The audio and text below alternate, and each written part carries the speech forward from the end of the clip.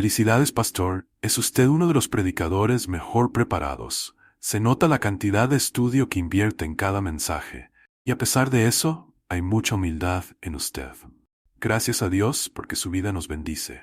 Dios lo guarde hasta el final de la buena carrera. Un espectador compartió con gran respeto: usted es un gran líder por su humildad. Estoy encantada de escuchar sus prédicas. No solo son constructivas, sino que también me ayudan a formar la voluntad de tener una conciencia íntegra.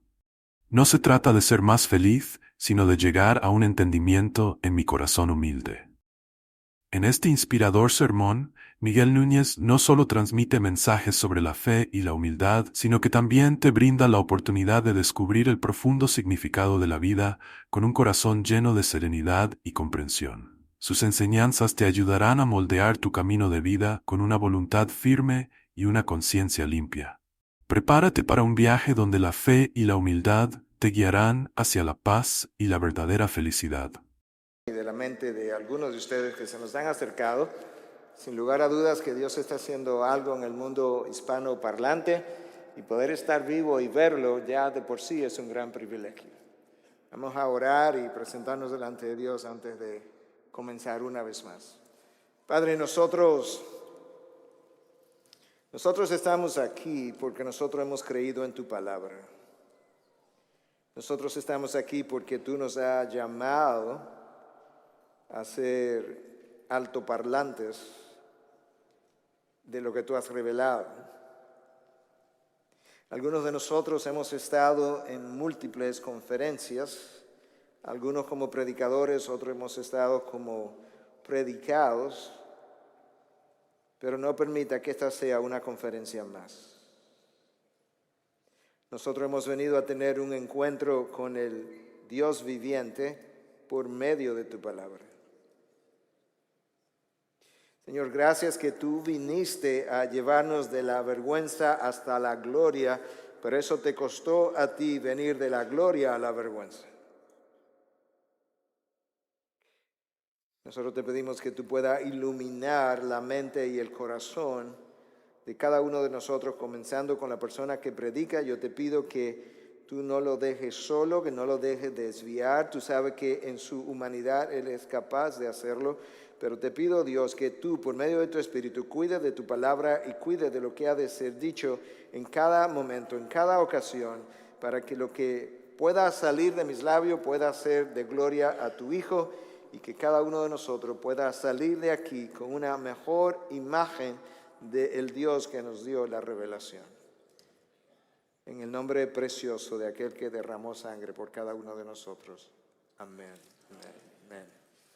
Bueno, se me ha pedido que hable acerca de la necesidad absoluta de la doctrina en la iglesia de nuestros días.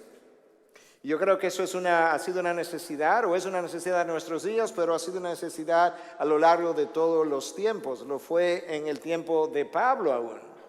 Si nosotros recordamos cómo Pablo escribió a la iglesia de Corinto, por ejemplo, y le dijo que él había ido a ellos en primer lugar a predicar a Cristo y a este crucificado. La pasión con la que Pablo está hablando en ese momento o escribiendo nos deja ver que había gente que no lo estaba haciendo.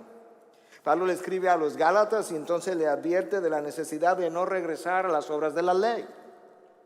Pablo luego le escribe a la iglesia en Colosa y le dice que no permita que nadie os haga cautivos por medio de su filosofía y vanas sutilezas. Y nosotros como que comenzamos a tener la idea de que el tiempo de la iglesia pristina como quizás no ha existido nunca. Siempre han habido ataques contra la doctrina del Señor Jesucristo. Pablo le escribe a la iglesia de Filipo y le dice que hay gente allí que es enemiga de la cruz y que estaba predicando a Cristo por ambición personal. Pablo le escribe a la iglesia de Tesalónica y le dice que hay algunos que andan predicando que el día del Señor ya había llegado, como si ellos hubiesen enviado alguna carta, hubiesen enviado algún otro mensaje con alguna otra persona. Y luego le escribe a Timoteo y de manera reiterativa le hace referencia a la necesidad de guardar la doctrina. De hecho, la necesidad de guardar la sana doctrina es tan imperante que en un momento dado Pablo tiene que corregir, de hecho reprender al apóstol Pedro, porque él había comenzado a comportarse de una manera que no estaba conforme o que no era conforme al evangelio, y tuvo que hacer eso públicamente porque el evangelio estaba en juego, porque él había comenzado a desviar a otros líderes. Bernabé había ido con él en esa dirección. Lo cierto es que Dios ha revelado de múltiples formas que la doctrina importa, como dice el pastor Piper en uno de sus libros más recientes. Pero el primer ataque contra la doctrina de Dios ocurrió muy tempranamente en el jardín del Edén, cuando la serpiente le vende la idea a Adán y Eva que realmente lo que Dios había revelado no lo había revelado.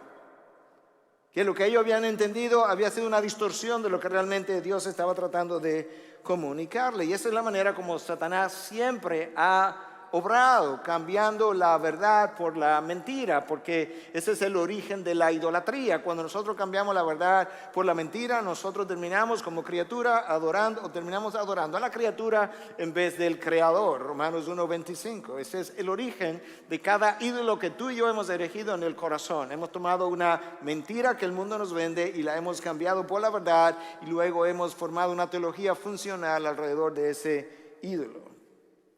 Satanás es el padre de cada mentira y es el padre de cada falso maestro. Por eso él se disfraza como ángel de luz, y por tanto no es extraño que sus seguidores o servidores se disfracen como servidores de justicia. Eso ha sido siempre la realidad. Ahora nosotros estamos viviendo en un tiempo difícil justamente porque los falsos maestros proliferan y los verdaderos maestros están en gran necesidad. Pero este es un tiempo como que se vio venir. Al final del siglo XIX, el fundador de la Armada Nacional de Salvación, el general Booth, escribió, escucha, el mayor peligro del siglo XX, que ya pasó, el mayor peligro del siglo XX será religión sin el Espíritu Santo, cristianismo sin Cristo, perdón sin arrepentimiento, salvación sin regeneración, política sin Dios y el cielo sin el infierno. Ese tiempo llegó. Esto no surgió de la nada, esto es algo que se vio venir, que se aproximaba, y poco a poco voces se fueron levantando. En la década de 1990, el pastor John MacArthur decía, en todos mis estudios todavía no he visto una sociedad occidental donde los bancos estén tan llenos y los sermones tan vacíos. Wow.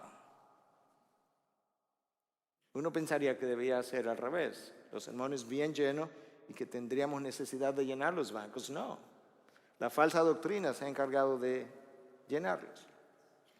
Y con esa introducción entonces, que nosotros tenemos una idea de la importancia de este tema, yo quiero leer una porción de la carta del apóstol Pablo a Timoteo, su segunda carta, de hecho, comenzando en el capítulo 1 y desde el versículo 13 al 18, para que tú puedas ver desde ya la necesidad que Pablo vio de que Timoteo, su discípulo más joven, pudiera entender el peso que tiene guardar la doctrina de nuestro Señor Jesucristo. Versículo 13, retén la norma de las sanas palabras que has oído de mí en la fe y el amor en Cristo Jesús. Guarda mediante el Espíritu Santo que habita en nosotros el tesoro que te ha sido encomendado.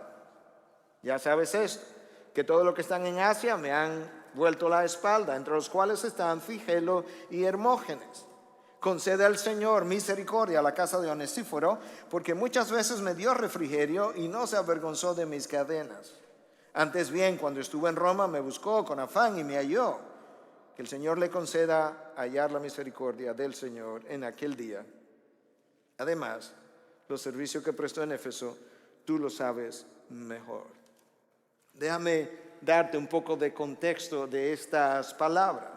Porque en el desarrollo de este contexto de estas palabras que acabo de leer, tú puedes ver la necesidad que tú y yo tenemos de unir la doctrina de Cristo Jesús a nuestras propias vidas.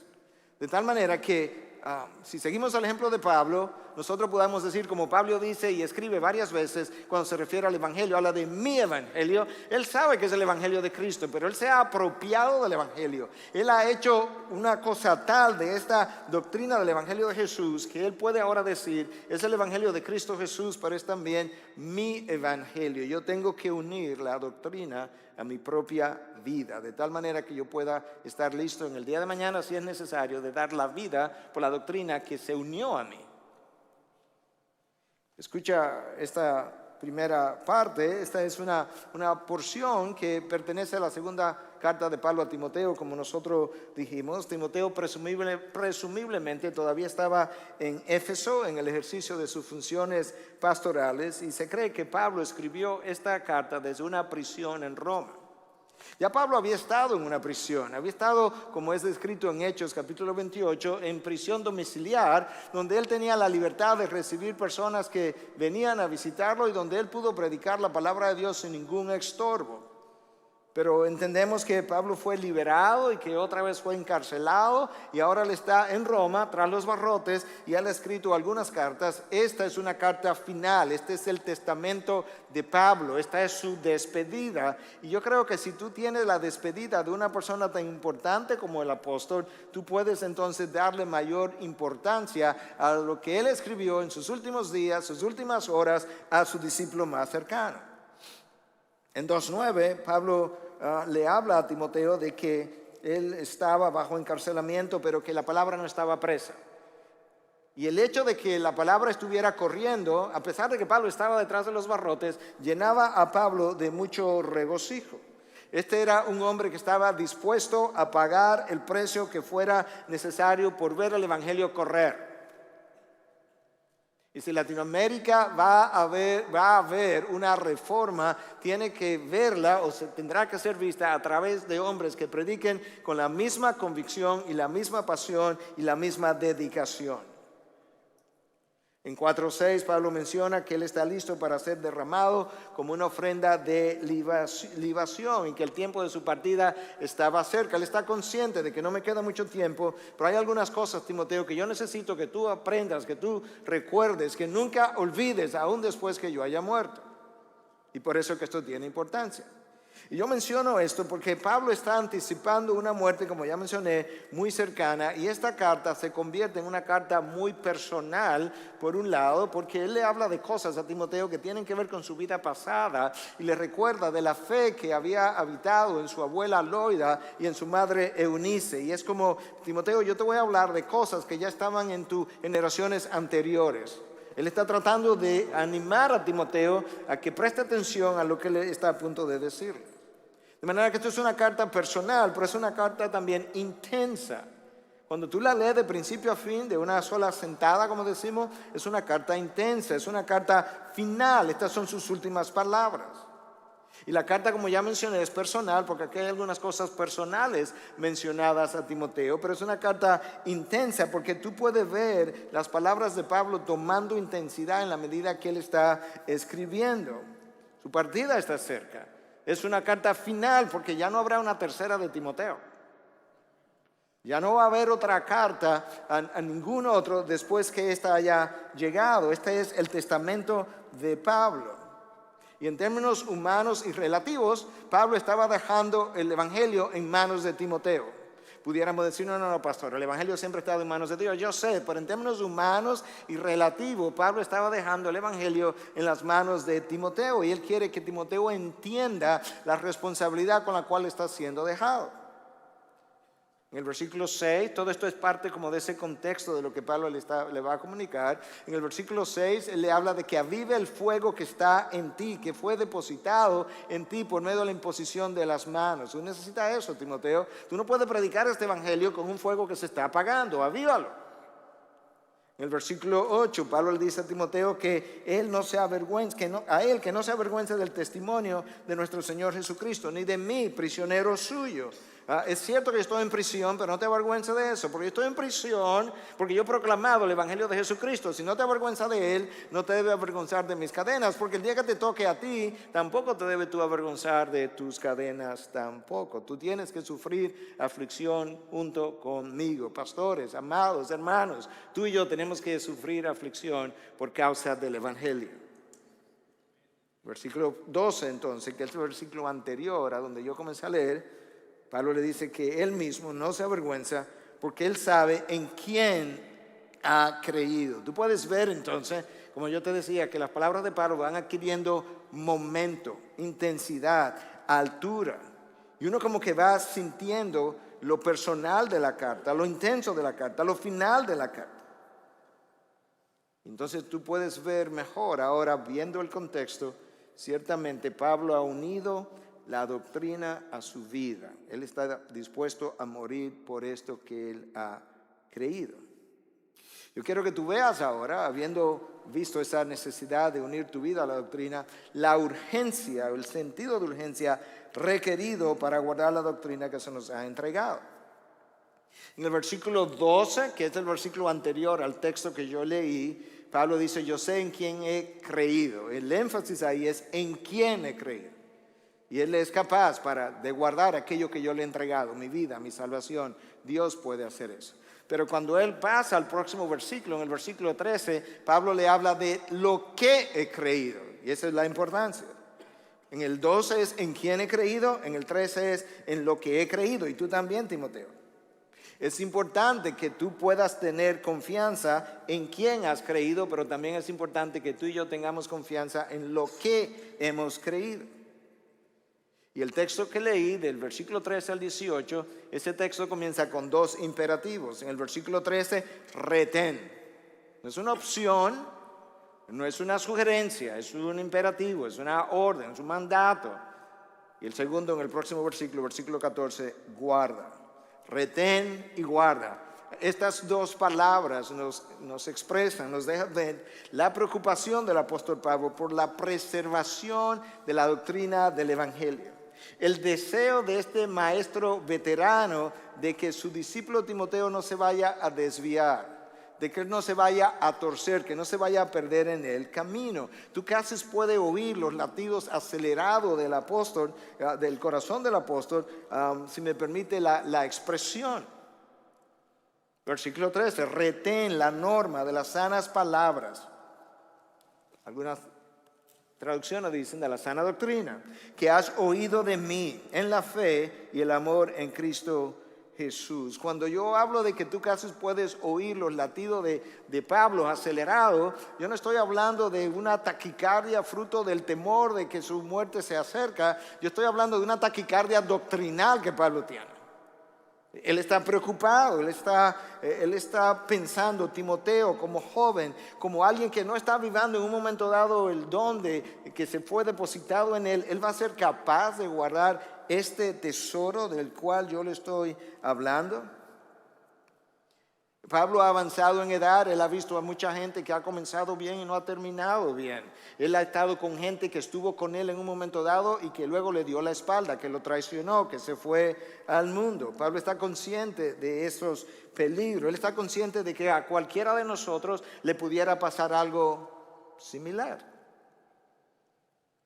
Hace un par de días nosotros leímos en la prensa, en las redes sociales, que Billy Graham había muerto. Escucha, en el año 1945 había 3 evangelistas principales muy conocidos. Billy Graham, Chuck Templeton y Brown Clifford. De los 3, el que menos prometía era Billy Graham. De hecho, la novia de su vida, Emily, lo dejó justamente porque él no prometía gran cosa. ¿Qué pasó con ellos? En 1950, Templeton dejó el ministerio y dejó de creer las doctrinas que antes había abrazado. Quizás el más famoso de los 3. 4 años después, 1954, Clifford perdió su familia, el ministerio, su salud y finalmente su vida. Murió de una cirrosis alcohólica, negando con su vida lo que había afirmado con sus labios. Porque frecuentemente nosotros tenemos una teología cerebral, confesional, que es más ortodoxa que la teología funcional con la que vivimos. Pero al final la teología funcional es la que yo creo, la teología con la que yo vivo.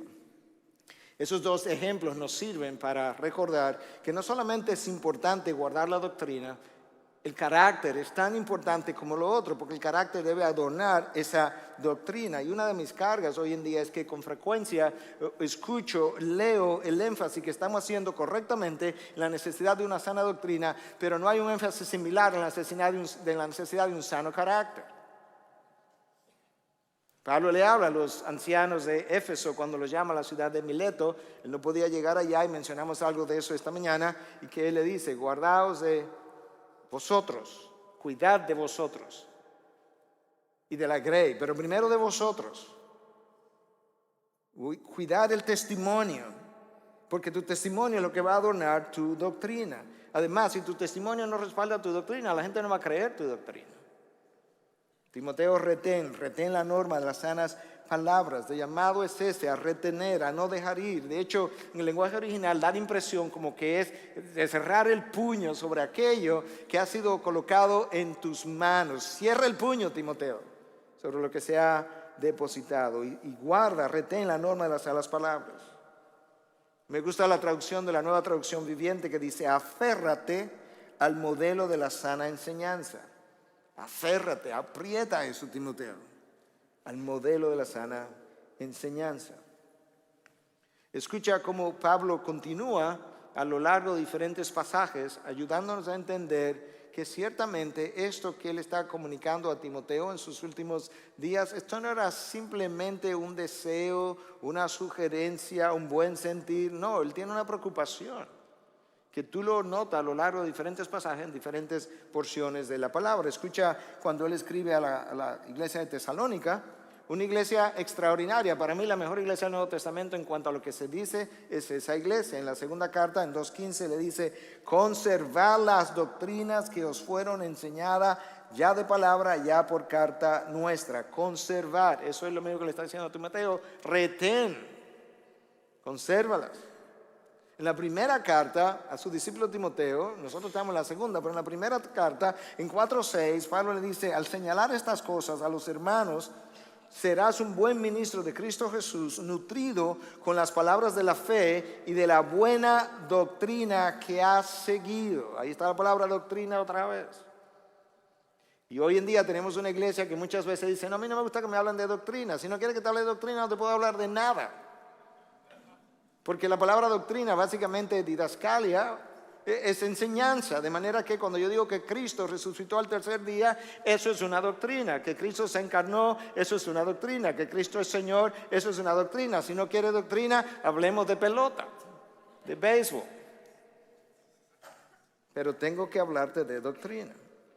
Tito 1:9, reteniendo. Recuerda otra vez cuál es la encomienda. Retén. No es que te la invente, no es que la cree, no es que la descubra, es que ya la tienes. Retén, reteniendo la palabra fiel que es conforme a la enseñanza, para que seas capaz también de exhortar con sana doctrina y refutar a los que contradicen. No solamente que la retenga, es que si oye a alguien que está predicando una mala doctrina, tiene la necesidad de refutarlo. ¿Por qué? Porque va a pasar lo mismo que estaba pasando con Pedro, que cuando tú dejas eso correr, tú vas a desviar a mucha gente y cuando tú vienes a ver, tú llevas gente al infierno creyendo que estaba en el camino. Esto es serio, extremadamente serio. Yo le recordaba esta mañana al grupo que estuvo aquí que decía uno de los puritanos que es una cosa terrible irse al infierno desde los bancos de una iglesia, pero que es una cosa horrenda irse de los púlpitos al infierno. Y eso es lo que ocurre cuando no predico la sana doctrina desde el púlpito. Retén la norma de las sanas palabras. En el original eso está en el presente imperativo, lo que implica que yo no voy a hacer eso una vez, sino continuamente. Es una acción continua. Y nuestra lucha es intensa porque hay corrientes continuamente tratando de desviarme y por eso es que hay un imperativo aquí. El enemigo no va a mermar, él no va a mermar nunca de atacarnos, de cambiar eso. Él no va a mermar ni en intensidad ni en frecuencia. Él solo está esperando que yo baje la barrera para Él regresar con la misma estrategia del jardín del Edén y con la misma estrategia de cuando Él se acercó a Cristo en el desierto. Aquí está Pablo refiriéndose a las enseñanzas que Timoteo ha oído de parte de Él y que él debe retener. Pero nosotros estamos bajo presión. Nosotros estamos bajo presión de continuamente considerar aquello que es innovador, aquello que llama la atención, aquello que está de moda, aquello que el mundo aplaude, aquello que le da éxito a una iglesia. La tentación es esa, acceder a la presión de aquello que yo veo, aquello que a otros le ha dado resultado, aquello que ha producido crecimiento en una iglesia cuando la mía no está creciendo. Pero yo tengo que recordar que lo nuevo no es necesariamente lo mejor y lo viejo no expira obligatoriamente. En cuanto a nuestra fe se refiere, lo nuevo de hoy frecuentemente es la herejía de ayer. En cuanto a nuestra fe, frecuentemente lo nuevo de hoy es la herejía de ayer. No hay nada nuevo debajo del sol. Cambia el papel de regalo, pero el regalo es el mismo adentro. La mentira de Satanás. Retén la norma, las sanas palabras. La palabra traducida como norma ahí, otros la traducen como estándar. Timoteo, este es el estándar. En el lenguaje original la palabra es upotuposis, del verbo upotupo, que tiene que ver con un dibujo, como el pintor que hace un dibujo, como la prueba inicial, y luego él sigue ese patrón, que él hizo como un sketch, dirían en inglés, y luego él sigue ese patrón a la hora de llevar a cabo su obra final. Ese patrón es el Evangelio, ese es el estándar, esa es la norma.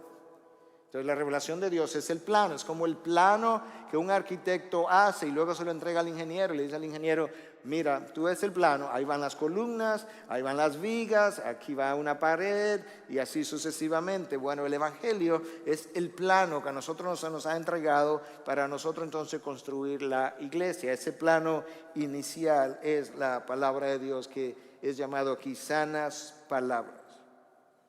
En el original es interesante que esa expresión de sanas palabras o el plano hace referencia como a una palabra que tiene que ver con higiene. Es como si las sanas palabras de la doctrina del Señor es lo que higieniza mi mente. Es lo que limpia mi mente de las mentiras que el enemigo continuamente envía en mi dirección para distorsionar el concepto que yo tengo de la verdad. La sana doctrina es lo que tiene la capacidad de limpieza de la mente que es continuamente abordada por mentiras que el mundo también hace llegar a nosotros. De lo contrario, si esa higiene no se mantiene, pues tú sabes lo que va a ocurrir. Las corrientes sucias van a contaminar la buena palabra y ya entonces no podrás limpiar tu mente. Las sanas palabras de las que Pablo habla son las que pueden ayudarnos con esa higiene mental. Pablo le escribió a los Corintios y cuando le escribió le dice en su primera carta que él estaba pasando a ellos lo mismo que él había recibido. Capítulo 15. Y le habla del Evangelio en el cual estáis firmes y conservar las enseñanzas. Pero le dice que eso que le está pasando es lo mismo que él ha recibido. Tú y yo tenemos un compromiso de pasar a la próxima generación lo mismo que tú y yo hemos recibido en la palabra de Dios. Y de ahí la necesidad, la obligatoriedad de retener las sanas palabras. Esa es nuestra obligación, ese es nuestro compromiso. Versículo 14. Guarda mediante el Espíritu Santo que habita en nosotros el tesoro que te ha sido encomendado. La Nueva Traducción Viviente dice, cuida la preciosa enseñanza que se te ha confiado. Ahí está el original también, guarda. Ahora, Timoteo escuchó ya que tiene que retenerla. En la primera parte de este versículo 14, él entendió también la misma cosa, es como algo sinónimo, guarda. Pero ahora Pablo le agrega, le da color a algo que Timoteo no había oído anteriormente y es cómo la va a guardar. Y otra vez, eso es algo que a mí me preocupa. Continuamente escuchamos y leo que tenemos la necesidad de guardar la palabra, pero a mí se me olvida con frecuencia que yo no tengo la capacidad de hacer eso en mí mismo. Y por eso es que el versículo 14 me dice, ¿cómo yo tengo que hacerlo? Cuida o guarda mediante el Espíritu Santo. Eso no está ahí como una adición innecesaria, sino como algo mandatorio. Mediante el Espíritu Santo, lo que se te ha encomendado. Es un tesoro que se te ha dado, Timoteo. Tú no tienes la capacidad a través del esfuerzo humano de hacer eso. Grandes hombres de Dios que han sido destacados en el pasado, que hoy nosotros cuando oímos de ellos, leemos de ellos, si hemos oído algún mensaje que quizás se quedó grabado y que decimos, nada, se nos olvida que algunos de ellos, como Lloyd Jones, cuando iba subiendo a su púlpito, en cada peldaño decía, yo creo en el Espíritu Santo, yo creo en el Espíritu Santo, yo creo en el Espíritu Santo.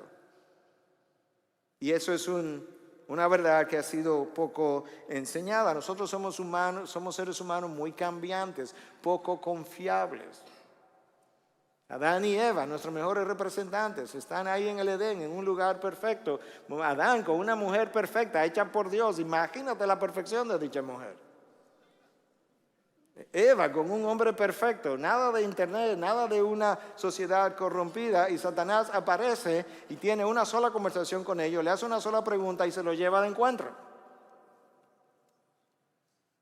Dios sabe que nosotros no tenemos la capacidad de guardar ese tesoro, por tanto tienes que hacerlo mediante el Espíritu Santo. Dios sabe que Satanás es demasiado astuto para dejarme a mí el Evangelio, un tesoro tan extraordinario como ese, a mis propias fuerzas y esfuerzos. Eso no puede ser.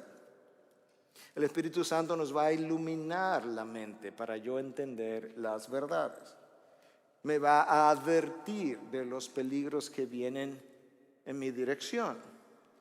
De hecho, el Espíritu Santo va a aplicar la verdad que yo leo a mi propia vida y me va a convencer, me va a higienizar la mente. Hermanos, si el Espíritu Santo no hace nada en esta conferencia, es como si no la hubiésemos tenido, porque la palabra de Dios ciertamente tiene poder, pero tiene poder cuando el Espíritu de Dios la toma y la aplica a la mente y al corazón humano. Y nosotros vemos eso en la misma palabra. Y no hay que ser carismático para eso, para creer eso. El Espíritu Santo nos va a dar las palabras para defender el Evangelio cuando sea necesario. Nos va a dar la gracia en el momento oportuno. Nos va a dar el discernimiento necesario. Por eso es que tenemos que guardar la palabra por medio del Espíritu. Escucha el testimonio de Charles Spurgeon. Yo creo que es un hombre que vale la pena escuchar, leerlo. La campana en el campanario podrá estar bien puesta, bien hecha y ser del mejor metal, pero no suena hasta que la hagan sonar. Y el predicador no tiene palabra de vida para los muertos en el pecado o de consuelo para los santos vivos, a menos que el Espíritu Divino le dé un empuje de gracia y la unja para hablar con poder. La campana puede estar ahí, pero alguien tiene que sonarla. Y hay la necesidad de orar tanto por el predicador como por los oyentes. El Espíritu Santo juega un rol vital en mantener la salud de la doctrina que yo he escuchado. Cristo enseñó eso, Cristo mostró eso. Escucha lo que Juan dice en 12:49 acerca de Cristo. Porque yo no he hablado por mi propia cuenta, eso es Cristo hablando. Yo no he hablado por mi propia cuenta, sino el Padre mismo que me ha enviado, me ha dado mandamiento sobre lo que he de decir y lo que he de hablar. Yo no he hablado por mi propia cuenta, sino que yo he escuchado del Padre, eso es lo que yo he pasado. Bueno, nosotros tampoco podemos hablar de nuestra propia cuenta. El Padre, el Hijo, nos han pasado una verdad y se me ha pedido que la guarde. Tú puedes ver eso en las palabras de Jesús, pero tú puedes ver eso en la vida de Jesús. Cuando Jesús predica su primer sermón en una sinagoga, él abrió un texto de la palabra del profeta Isaías y leyó ¿qué cosa? El Espíritu de Dios está sobre mí. ¿Por qué tú dices eso? Porque me ha ungido para anunciar las buenas nuevas a los pobres. Yo no estoy anunciando las buenas nuevas sin la unción del Espíritu de Dios. La palabra de Dios nos revela que Cristo entró a este mundo por obra y gracia del Espíritu Santo. Cuando Cristo es bautizado en el Jordán, los cielos se abren, el Espíritu desciende y el Espíritu lo unge. Y Marcos 1 nos dice que el mismo Espíritu lo empujó al desierto. Cristo sale de allí, luego va a esta sinagoga de la que le hablé y predica su primer mensaje, y allí habla precisamente de que el Espíritu de Dios lo ha ungido. En un momento dado, los fariseos, los escribas, lo estaban acusando de que él expulsaba a los demonios por el poder de Beelzebú. Y él dice, no, yo no expulso los demonios por el poder de Beelzebú, yo expulso los demonios por el poder del Espíritu.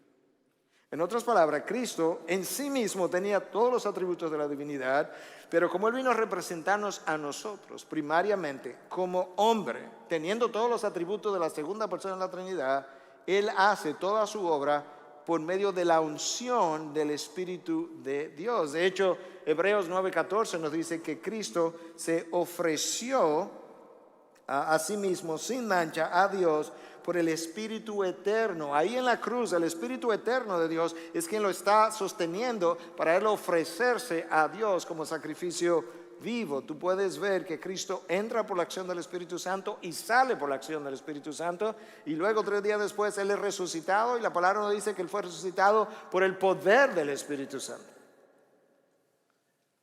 Y nosotros nos vamos a atrever a hacer el ministerio o guardar la sana doctrina sin descansar, sin confiar en el poder del Espíritu. Escucha otra vez cómo Pablo instruye a Timoteo en el versículo 14. Guarda mediante el Espíritu Santo que habita en nosotros el tesoro que te ha sido encomendado. Pablo le está hablando de algo que se le ha entregado, que es un tesoro.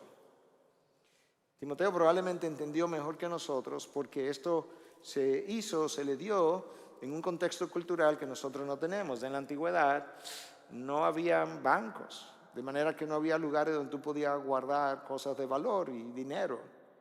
Y de vez en cuando alguien tenía algo de valor, pudiera ser dinero, pudiera ser un documento incluso, y encontrar a alguien que pudiera tener cierta posición y ciertas condiciones y pedirle que guardara eso por él. Esa es la idea en este texto. En ocasiones nosotros, mi esposa y yo, tenemos una caja fuerte donde guardamos los pasaportes y documentos de cierta importancia. En ocasiones personas de mi familia me han entregado documentos y cosas así, en ocasiones hasta dinero, y me han pedido que si yo lo pudiera guardar en esa caja fuerte. Entonces, esta palabra aquí traducida como esto que se te ha encomendado, Timoteo, hace referencia a un depósito que necesita ser cuidado, como esto que estamos hablando del primer siglo.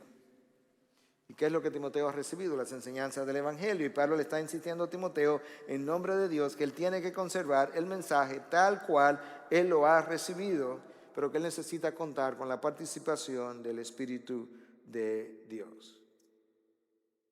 3 veces en el Nuevo Testamento estas palabras aparecen juntas: guardar y encomendado, guardar y encomendado, en conexión una con la otra.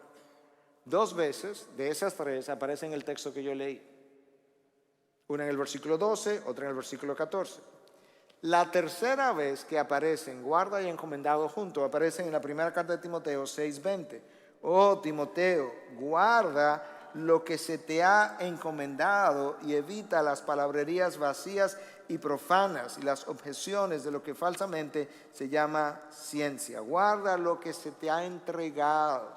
Hermanos, del día que tú creíste, Dios también te entregó una verdad. Si eres predicador, el día que fuiste ordenado, Dios te estaba entregando una enorme responsabilidad. No es solamente predicar el Evangelio, es que tienes que vivir el Evangelio, y para vivir el Evangelio también tienes que guardar el Evangelio, y que tú tienes que modelar esa gran verdad. Eso es una prioridad del ministerio pastoral, y eso se volvió casi, en el buen sentido, estoy tratando de usarlo, como una obsesión en la vida de Pablo. Guarda, retén, pasa lo mismo, estoy pasando lo mismo que yo he recibido. Timoteo necesita ser fiel a esto que se te ha entregado, necesita ser fiel a tu llamado. Eso es algo que tú y yo tenemos que recordar. como oveja o como pastor de oveja, tú y yo hemos recibido un llamado y se nos ha llamado, entonces, valga la redundancia, a tener una vida que sea digna de nuestro llamado. Por eso es que Pablo le dice a Pedro, Pablo, es que no, Pedro, no estás viviendo conforme al Evangelio. Tu vida ahora misma no es digna del Evangelio. Y Pablo le dice a los Efesios cuando le escribe que debemos vivir conforme a una vida, digna de nuestro llamado. La palabra ahí traducido como digno o digna se usaba en la antigüedad para referirse a una balanza que estaba perfectamente en equilibrio, de tal manera que el peso que estaba aquí es el mismo peso que estaba de este lado.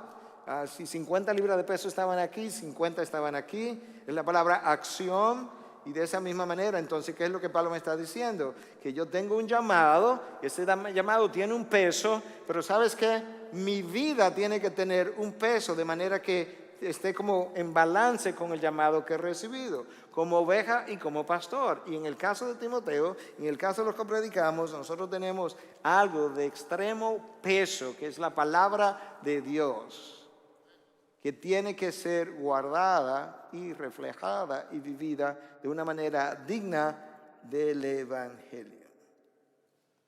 Entonces Pablo comienza a hablarle a Timoteo, luego un poco más adelante en el mismo texto, de algunas cosas prácticas que de alguna manera están relacionadas a esto de guardar y de retener, porque a veces algunas de estas cosas prácticas que ocurren puede ser que nos influencien para que nos desviemos. Si escucha como Pablo le dice en el versículo 15, ya sabes esto, ¿ok? Que todos los que están en Asia me han vuelto la espalda, entre los cuales están Figelo y Hermógenes. Algunos de ustedes que tienen hijos pequeños y quieren un par de nombres bonitos, allá hay dos, Figelo y Hermógenes. Para Asia, como está aquí representada, no es el continente asiático, es el área de Turquía, Asia Menor. Timoteo se supone, la capital de esa región era Éfeso, y se supone que ahí que está Timoteo. Y él dice, ya sabes esto. En otras palabras, parece que él estaba enterado. Pero ¿por qué Pablo está diciendo que Figelo y Hermógenes le han dado la espalda? Porque cuando tú estás trabajando y estás predicando la verdad, hay gente en la que tú confías, en gente en la que está apoyando, y de repente ellos se van y tú te decepcionas, tú te desilusionas, tú te debilitas. Timoteo, tú como joven, tu fe pudiera flaquear. Me han vuelto la espalda. ¿Y tú sabes cuándo, Timoteo? En mis últimas horas. Cuando ya yo estoy a punto de ser derramado como una ofrenda de libación. Timoteo, esto no es fácil. No solamente la vida cristiana y el pastorado no es fácil, pero es todavía más difícil cuando en tus momentos peores, aquellos que han creído lo que tú has creído, te abandonan y dejan de creer. Menciono esto porque ese abandono de sus colaboradores en el contexto de que Pablo le está hablando a Timoteo, le refuerza a Timoteo la idea, a pesar de eso, guarda lo que has recibido. No te avergüences de mis cadenas, de mis prisiones. No te avergüences del Señor Jesucristo. No haga como esta gente ha hecho. De Figelo y Hermógenes, eso es lo único que nosotros sabemos. Como líderes de la iglesia, quizás de lo más conocido. Y Pablo le está hablando de ellos dos. Pablo estaba preocupado en una hora difícil de que estos líderes le habían abandonado. Demas en 4 días se le dice, también me abandonó y se fue al mundo. El resto me ha dejado solo. El resto me ha dejado solo. No tenía a nadie. Se parece al Señor Jesucristo, que los 11 le abandonaron. Mientras tanto, los falsos maestros seguían proliferando. Pablo está en la cárcel, ellos están sueltos. Pablo estaba predicando afuera de la cárcel la buena doctrina. Estos falsos maestros ahora son los que están predicando mientras él está anticipando su muerte.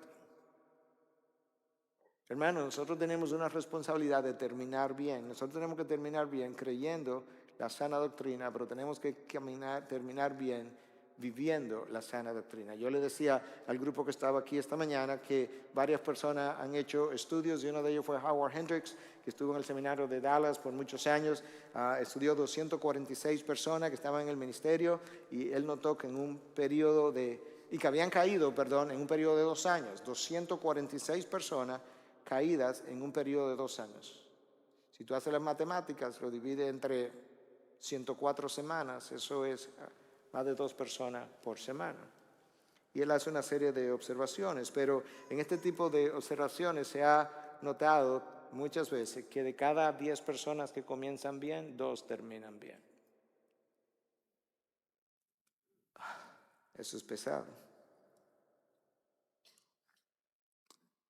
Un pastor bautista le dice a su yerno, cuando tenía 20 años de edad, le habló de esos números, y su yerno no lo creyó.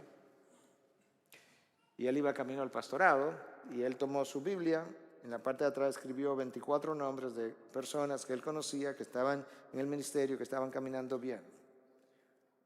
24. Cuando él llegó a la edad de 50 años, quedaban 3 caminando bien.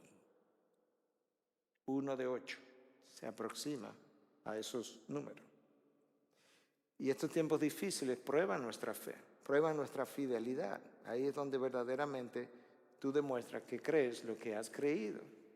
Recuerda lo que Juan dice, que algunos salieron de nosotros pero no eran de nosotros, y la razón por la que salieron de nosotros era para poner en evidencia que nunca fueron de nosotros. En otras palabras, hablaron pero no vivieron. Judas se comportó como uno de ellos, hasta el punto que en la cena final cada uno de ellos dijo: Señor, ¿seré yo maestro? ¿Seré yo maestro? O sea, yo y Judas lucimos igual. Judas comprometió lo que supuestamente había llegado a creer. Nada prueba tu integridad y tu lealtad como el vernos en peligro. La iglesia se dice que quizás entra en un periodo de persecución. Ahí donde se van a separar los mansos de los cimarrones. Como dicen en inglés, de los hombres de los muchachos. The men from the boys. Es donde esos momentos nosotros somos más dados a mentir y torcer la verdad, a diluir la verdad, a desmentir la verdad, a negar a Cristo, a abandonar. No, pastor, yo no soy capaz de eso. Wait. Pedro dijo: aunque todos estos te negaran, yo nunca te negaré. Pedro, oye, esta noche, no dentro de 3 años, esta noche, no cuando yo me vaya, esta noche, Pedro, antes de que el gallo cante, me negarás 3 veces. Cada vez que yo pienso en eso, yo sé que yo soy capaz de eso, porque Pedro pudo ser capaz de eso, pero yo no puedo creer que Pedro, el hombre que confiesa a Cristo como el Hijo del Dios viviente, y que Cristo le dice: Pedro, tú eres un afortunado, un bienaventurado, esto no te lo reveló ni carne ni sangre, que yo soy el Cristo, el Hijo del Dios viviente. ¡Wow, Pedro! Tiempo después, tú no eres amigo nuestro. No, yo no lo conozco. O sea, tú no conoces al Hijo del Dios viviente. No, yo no lo conozco. Como que alguien le hubiese preguntado: Pedro, pero tú no caminaste sobre las aguas con él. Creo que se hubiese atrevido a decir: no, yo no lo conozco, yo no. Entonces Pablo ahora le dice a Timoteo y lo compara a Figelo y a Hermógenes. Estoy guardando mi tiempo. Lo compara en cierta medida con otro personaje. Conceda al Señor misericordia a la casa de Onesíforo. Ahí está otro nombre bonito. Porque muchas veces me dio refrigerio, wow, y no se avergonzó de mis cadenas. Tuve otra vez mis cadenas, no te avergüences, porque yo estoy en cadena por causa del Evangelio. Este hombre se corrió el mismo riesgo, no se avergonzó de mis cadenas. Antes bien, cuando estuvo en Roma, me buscó con afán y me halló, wow. Onesíforo no abandonó a Pablo, pero no abandonó a Pablo en la época, en la hora difícil, sabiendo que Pablo estaba en la cárcel, no por criminal, sino por predicador de la verdad. Y no solamente eso, sino que él se mantuvo fiel hasta el punto que Pablo dice: muchas veces me dio refrigerio. Algunos toman eso de manera literal, como que Onesíforo lo visitó y le llevó comida, agua y cosas de ese tipo. Otros lo tomamos como que Onesíforo era un refrigerio para el alma de Pablo. Él refrescó mi alma cuando vino a la cárcel. ¿Y cómo lo hizo? Porque yo me di cuenta que él no se avergonzó de mis cadenas. Él sabía que yo estaba aquí, la razón por la que yo estaba aquí. Él se arriesgó la vida. ¿Sabes qué? Cuando tú entrabas a la cárcel a visitar a alguien que había sido hecho prisionero por el sistema, tú eras considerado sospechoso, porque tú eras amigo de él y viene a visitarlo. Por eso a la gente no le gustaba ir a la cárcel. Y no solamente visitó la cárcel, sino que Pablo dice que cuando él llegó a Roma me buscó con afán. O sea, Pablo no aparecía. Quizá él fue y le preguntó a alguien, ¿dónde está Pablo? No sé, ¿dónde está Pablo? No sé, fue a una cárcel, Pablo está aquí, no está aquí, la próxima cárcel me buscó con afán. No es como que él llegó a Roma, preguntó por Pablo un par de veces para luego decir, bueno, yo lo busqué y entonces si no lo encontré, ¿qué voy a hacer? No, él me buscó con afán y me encontró. Y Pablo dice que Dios le conceda misericordia. Él le prestó servicio a la iglesia de Éfeso. Y le dice, Timoteo, tú lo sabes, porque tú estás en Éfeso, ahí donde está pastoreando. Que el Señor le conceda gran misericordia. Necesita conservar, ¿se oye? Ok. Necesita conservar la sana doctrina. Ahora, un paréntesis, me voy a desviar por un minuto o dos. Muchas veces, para traer a colación algo que Sujel me mencionaba esta tarde, que ciertamente es así, muchas veces hablamos de sana doctrina, pero muchas veces no sabemos lo que sana doctrina es. Y entonces decimos que fulano está en una iglesia de sana doctrina, pero ¿cuál es esa sana doctrina? Y no estamos aquí con mucho tiempo para dar detalles de cómo eso debe lucir, pero debe haber como un mínimo para definir la sana doctrina. Y nosotros entendemos que ese mínimo debiera ser que esa iglesia o nosotros estamos creyendo por lo menos en sola escritura para comenzar. La palabra de Dios es inerrante, infalible, autoritativa. No es que la Biblia contiene la palabra de Dios, es la palabra de Dios, que es suficiente. La persona debe creer que la salvación es por gracia, no por obras, no un Cristo más, es por gracia, sin ninguna colaboración de parte del pecador. La salvación es del Señor, de principio a fin.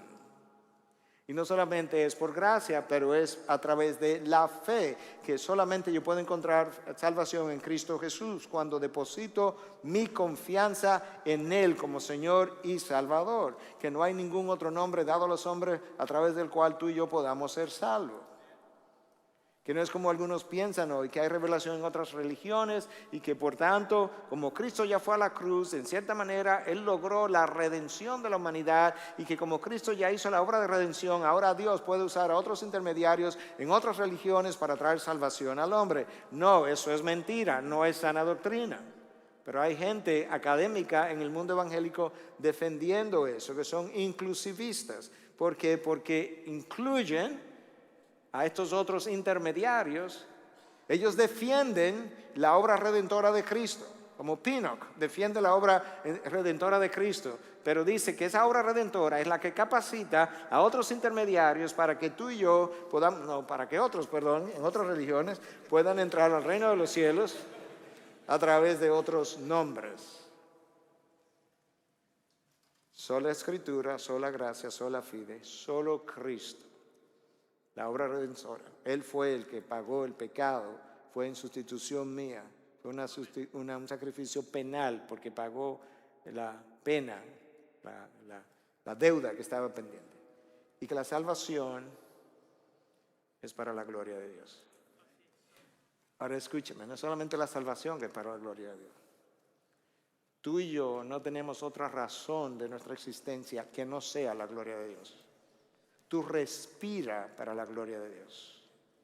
El universo proclama la gloria de Dios. La cruz proclama la gloria de Dios.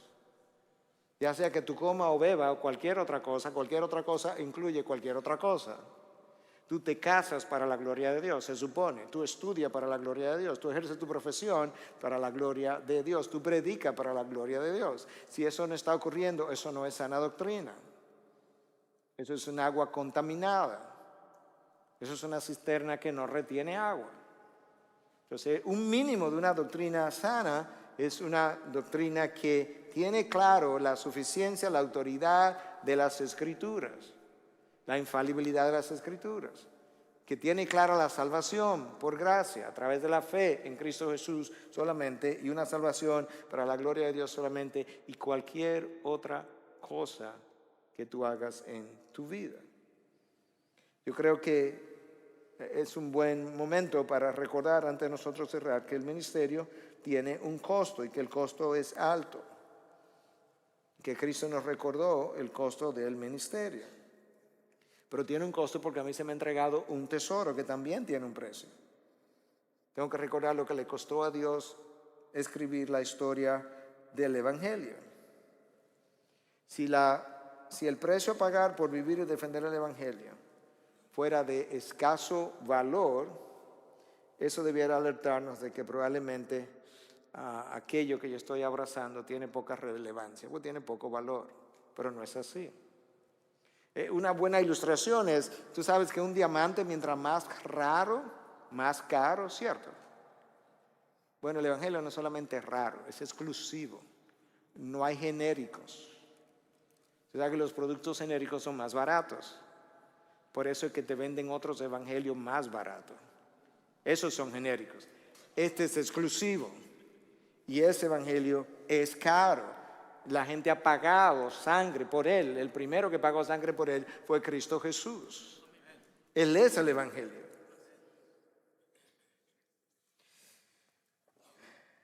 Lo que le da el verdadero valor al evangelio es que la doctrina que nosotros proclamamos requirió que Dios moviera el cielo y la tierra para escribir el evangelio. Que Dios enviara a su Hijo, a su unigénito, para comunicarlo. Que Dios exhibiera en una cruz a su Hijo para demostrarlo. Y que Dios lo levantara de entre los muertos para garantizarlo. Eso es lo que le da el valor al evangelio. Lo que le tomó a Dios escribirlo, proclamarlo, exhibirlo y luego garantizarlo. Tú y yo tenemos que salir de este lugar después de este fin de semana con mucho más convicción de ir y proclamar una verdad que tiene el valor de tu vida. Se ha unido tanto a tu vida, tú la has unido a tu vida hasta el punto que, al igual que el apóstol Pablo, tú puedes decir que para ti el vivir es Cristo y el morir es ganancia, y si tienes que pagar con tu propia vida por defender el evangelio, por no callar el evangelio, tú estás dispuesto a hacerlo. Tú tienes que hacer cada esfuerzo, tomar cada respiración, transpirar cada gota de sudor para transmitir a la próxima generación lo mismo que tú y yo hemos recibido, sabiendo que en Cristo nosotros tenemos sus promesas y en el evangelio tenemos su poder. Por eso tú tienes que salir y ir y hacer discípulos de todas las naciones y bautizarlos en el nombre del Padre, del Hijo y del Espíritu Santo, y escucha ahora, y enseñarle a obedecer todo lo que yo os he enseñado. Esas son las sanas palabras, la sana doctrina, la buena enseñanza. Tienes una encomienda, no es simplemente hombres que hagan profesiones de fe, es hombres que puedan luego vivir por el poder del Espíritu que mora en ellos, vivir todas y cada una de las enseñanzas que yo les pasé a ustedes, porque eso es lo que tú tienes que enseñarle a aquellos que van a ser discípulos. Y ahora tú puedes ver cuán alta y cuán grande es la encomienda y que vale la pena pagar el precio necesario, como Pablo mostró, para llevar a cabo la encomienda. Retén la norma, el estándar, guarda lo que se te ha encomendado por medio del poder del Espíritu de Dios. Padre, gracias. Gracias porque siendo nosotros lo que somos, tú te has atrevido a poner el evangelio en vasos de barro. Ayúdanos a recordar eso, Dios. Eso es lo que somos, vasos de barro. Que por medio del poder del Espíritu de Dios que mora en dichos barros, nosotros tenemos la oportunidad preciosa de honrarte, proclamando la sana doctrina del evangelio de Cristo Jesús. Ayúdanos a no deshonrarte. Ayúdanos a no desviarnos. Ayúdanos a no comprometerlo, a no diluirlo.